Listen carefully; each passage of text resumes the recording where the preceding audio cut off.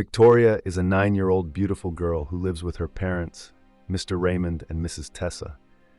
Mr. Raymond is an international trader who buys goods from overseas and is always on the road, while Mrs. Tessa, his wife, is an accountant who works for a national accounting firm and travels when needed by her clients. Victoria is always lonely whenever her parents go on trips. She never gets the time and attention to have a good, playful conversation with them. Whenever they come back and she tries to have a play period with them, they either say to her, "Honey, I am really tired. I'll do this with you later. Go to your room and let Daddy rest. It's been a long day." Or, "I am busy now. We'll play next time." Victoria understood that they are always busy, but it was hard on her that her parents didn't listen to her, and that made her always lonely and alone. One day, during the long holiday, Uncle Anthon visited them to stay for a while. Victoria was glad to see Uncle Anthon and was happy she would be staying with someone familiar. Mrs. Tessa was glad he came at the right time since she got a job to handle, which might take some days.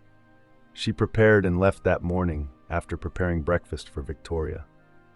Mr. Raymond had gone for one of his trips for a long time and hadn't been home for a while, and now Uncle Anthon was around to take care of Victoria and play with her. One day, Anthon was passing through Victoria's room and noticed it was open. He wanted to close it but looked inside the room and saw Victoria standing and facing the mirror as she looked at herself. Anthon took a sneak glimpse at Victoria's body. He was captivated by what he saw. How can a small child like this have this type of beautiful and nice body? He thought to himself as he started to fantasize about Victoria. One night, he went into Victoria's room while she was awake. He sat on her bed, looking at Victoria. "Hey Victoria, how are you doing?" he said. Victoria replied with a bold voice, since she loves playing around with people. "Victoria, you know you are such a beautiful girl with a nice body and beautiful face. How about we play a game for adults and make sure not to tell your parents, okay?" Anthon said with a dark, intentional smile.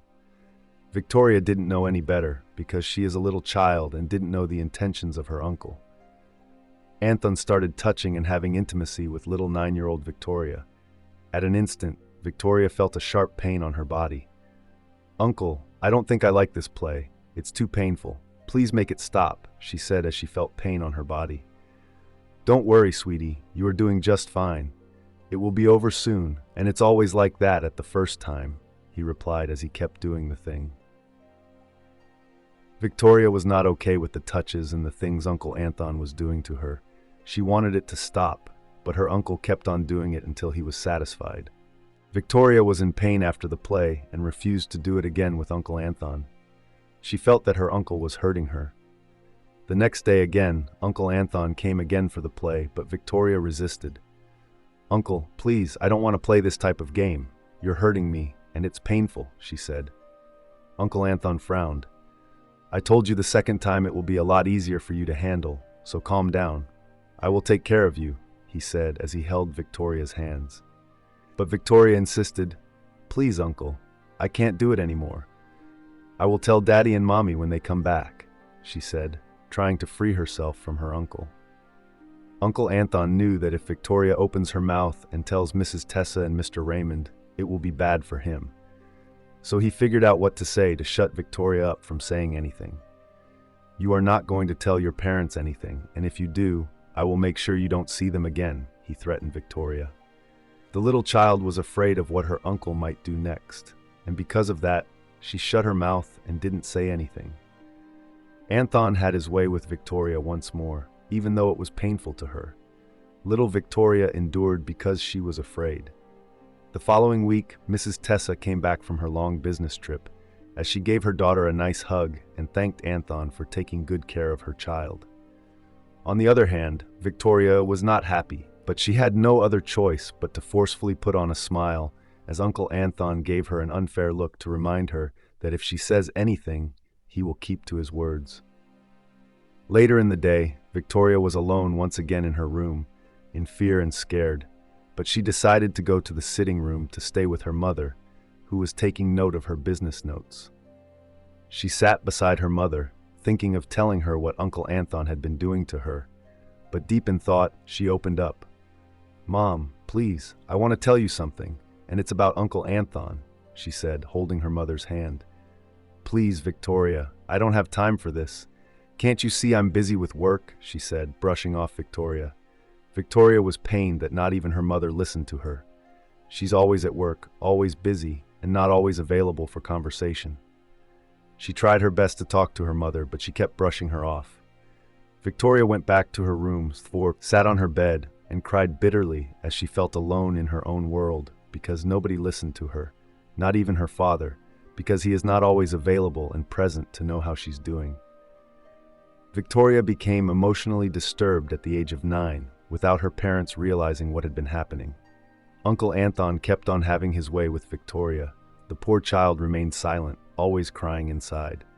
But on a fateful day, Mrs. Francisca visited Tessa at her house since it had been a while they had seen each other. Mrs. Francisca saw Victoria. She was happy to see her friend's daughter, but she knew something was off with her, as she is no longer a cheerful girl who always smiles and gives bigger hugs each time she visits. But she didn't do it this time. After having a long conversation on business and other life aspects, Mrs. Francisca brought up the issue of Victoria. "Is everything all right with Victoria? She seemed to be off lately," she asked, drawing close to Tessa. "Of course, she is fine. Her uncle is taking good care of her in our absence, and he has been helpful to us since Raymond, her father, has been gone for a long time on a trip," she replied. But Francisca was not happy with the reply, as she urged Tessa to take care of her daughter, who seemed to be emotionally off. After that, Francisca left. Tessa thought of what her best friend said, but she couldn't wrap her head around what she said. Instead, she started to take time to observe her daughter's behavior. 4 days later, Mr. Raymond came back from his long trip as he had missed his family and his daughter too. That night, Tessa laid awake in bed, couldn't help but think that something was wrong. Whenever she tries to get close to Victoria, her daughter pulls away and won't say anything.